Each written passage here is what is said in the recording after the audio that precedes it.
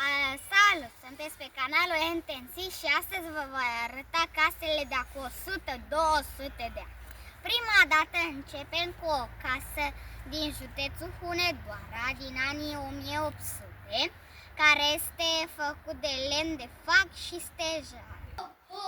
Eu sunt Moș Crăciun și eu trăiesc într-o casă din Bucovini.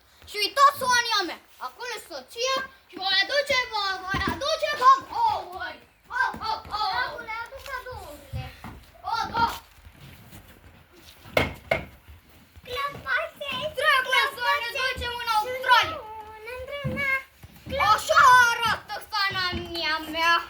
Arăta Sania mea în anii 800.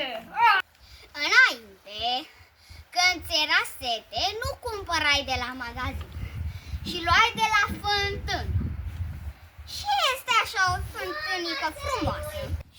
Aici este o casă din județul Suceava. Și vreau să vă spună ceva verișoara mea. Aici, pe prispă, dormeau mulți oameni.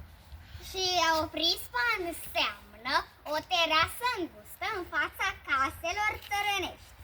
Cred că aici spălau porcii și vacii și goi.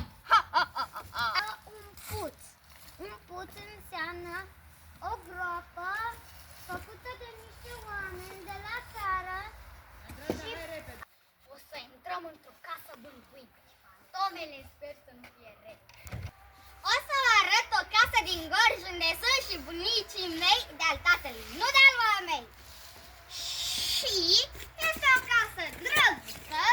Aici mă întreb, oare ce-ar? Zici că o baie. Haideți după noi. Aici știi ce era?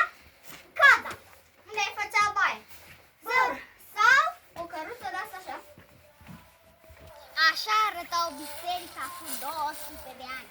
Mă, mie se pare că e mult mai frumoasă decât acum. Vă mulțumesc! Acesta a fost videoclipul cu locuințele din acum 200 de ani.